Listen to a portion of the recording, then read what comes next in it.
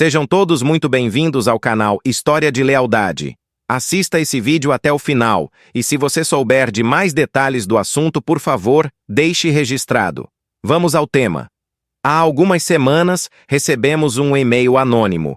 Não havia palavreado agressivo, nem acusações histéricas, nem previsões apocalípticas exageradas. Pelo contrário, a mensagem era calma, estruturada, quase clínica. O remetente se identificou apenas como um ex-ancião dos Estados Unidos. O assunto do e-mail era direto e desconcertante. A Agenda 2030. Você precisa saber disso. Desde a primeira linha, ficou claro que aquilo não era um desabafo emocional. O autor não escrevia como alguém ressentido, nem como alguém tentando chocar. Ele escrevia como alguém que acreditava estar cumprindo um dever moral: alertar. O que ele descreveu não era apenas uma mudança doutrinária ou administrativa.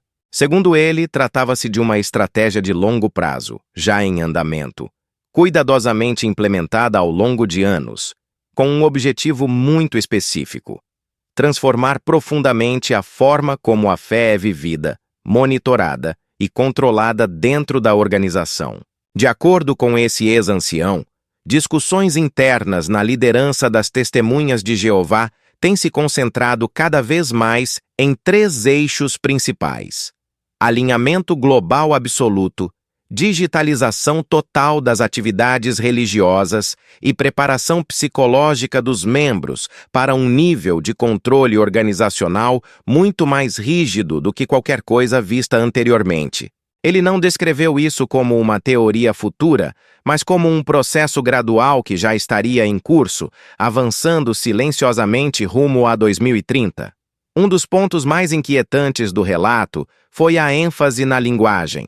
Segundo ele, mudanças sutis no vocabulário de discursos, publicações e treinamentos internos não são acidentais.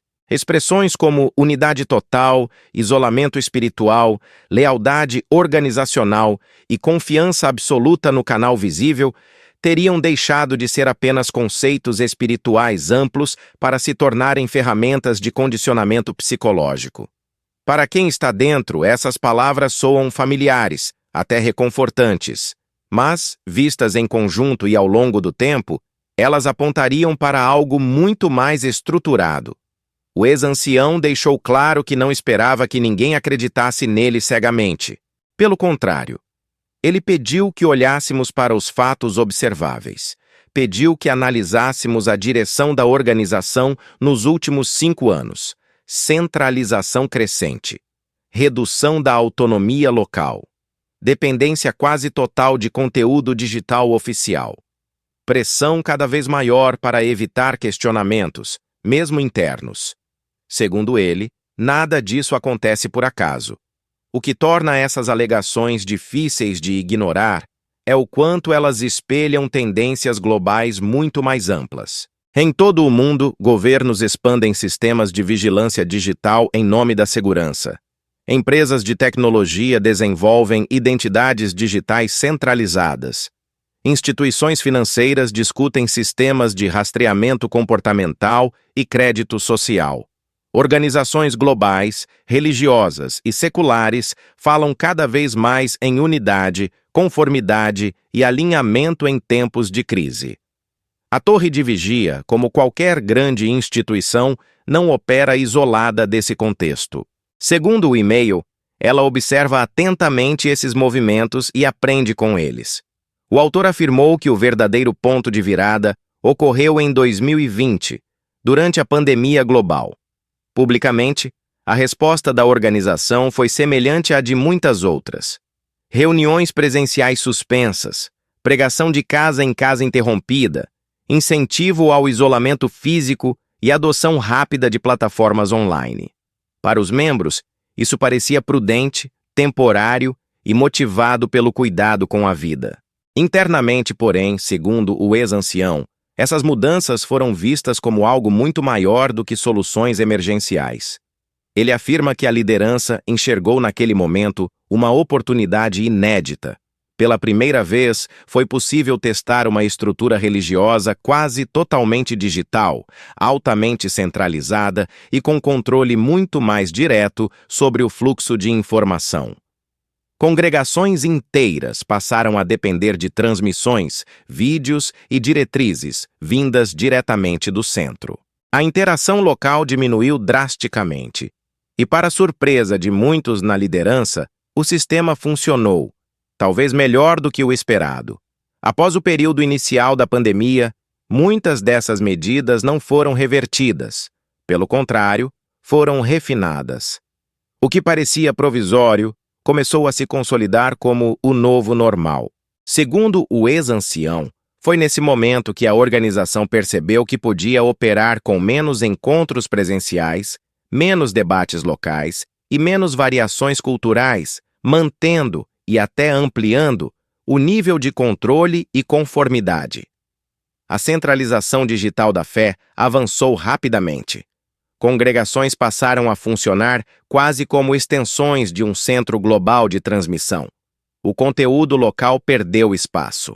A dependência do site oficial, de vídeos e de instruções padronizadas tornou-se quase absoluta.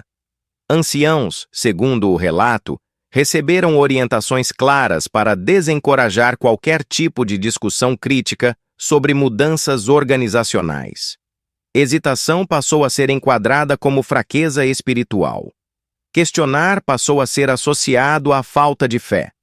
Um elemento particularmente perturbador do e-mail foi o que o ex-ancião chamou de alinhamento comportamental. A partir de 2021, ele observou uma mudança clara no foco dos discursos e publicações. O raciocínio baseado na Bíblia, que antes ocupava um espaço central, começou a dar lugar a um discurso muito mais orientado à confiança irrestrita na organização. Frases como o escravo fiel, o arranjo de Jeová e devemos obedecer mesmo quando não entendemos completamente, tornaram-se refrões constantes.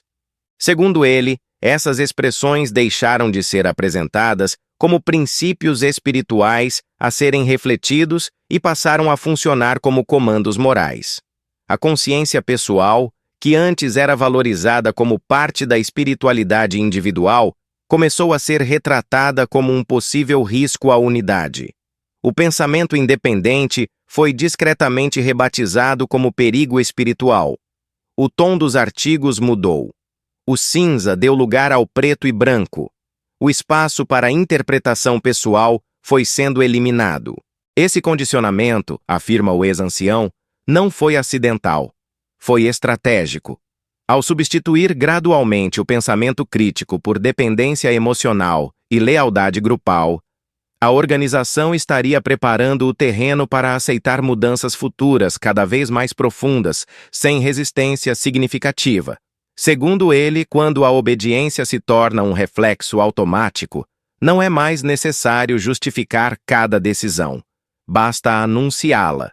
Em suas palavras, o objetivo não é preparar os membros para uma verdade mais profunda, mas para uma submissão mais eficiente. A estrutura, segundo ele, está sendo redesenhada para funcionar como um sistema altamente sincronizado, onde cada indivíduo é um nó em uma rede global, monitorada e ajustada constantemente.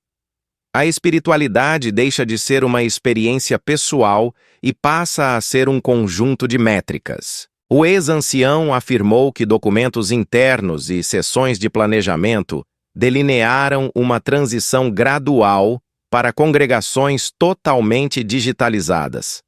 Isso incluiria a redução drástica da autonomia local, maior uso de sistemas de identificação em plataformas organizacionais e ferramentas centralizadas para rastrear participação, engajamento e lealdade.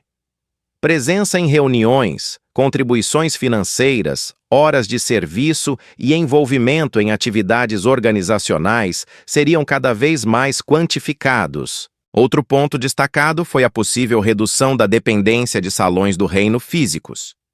Reuniões virtuais, que começaram como exceção, seriam promovidas como formato preferencial e, eventualmente, obrigatório. Segundo o relato, a liderança vê a infraestrutura online como um presente de Jeová para unificar a Irmandade Mundial sob uma orientação mais rígida e eficiente. O problema, para o ex-ancião, não está na tecnologia em si, mas na filosofia que a acompanha. Nesse modelo, a fé passa a ser medida por conformidade, não por convicção. A espiritualidade é avaliada por números, não por reflexão. O espaço para dúvida honesta, crescimento pessoal e questionamento sincero se estreita cada vez mais. Até 2030, alerta ele, o membro médio pode não se sentir mais parte de uma comunidade local viva, mas de um sistema religioso global altamente controlado, eficiente e impessoal. O aspecto mais alarmante, segundo o ex-ancião, não é a estrutura da agenda em si, mas o quão invisível ela se torna para quem está dentro. As mudanças são introduzidas lentamente, sempre embrulhadas em linguagem bíblica, sempre apresentadas como direção amorosa de Jeová. Vigilância se transforma em proteção espiritual. Controle se transforma em cuidado. Perda de autonomia se transforma em unidade. Como os membros são treinados desde cedo a desconfiar de qualquer voz externa, até mesmo críticas fundamentadas e documentadas são descartadas como mentiras apóstatas. O resultado é uma comunidade não apenas isolada, mas convencida de que esse isolamento é virtude. Orgulhosa de suas paredes, sem perceber quando elas deixam de ser escudos e passam a ser grades. Segundo o e-mail, é exatamente isso que torna a agenda tão eficaz. O membro comum não precisa concordar com cada decisão. Ele apenas precisa suprimir o desconforto em nome da lealdade. Quando a transformação estiver completa, muitos sentirão que algo mudou. Poucos, porém, ousarão perguntar por quê.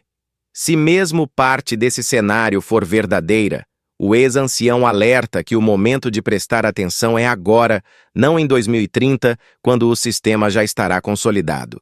Ele exortou os que ainda estão dentro da organização a observarem atentamente a linguagem usada, as mudanças graduais na autoridade e a erosão da agência pessoal.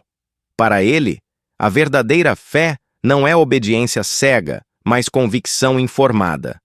Para aqueles que já saíram, a responsabilidade é diferente, mas igualmente importante.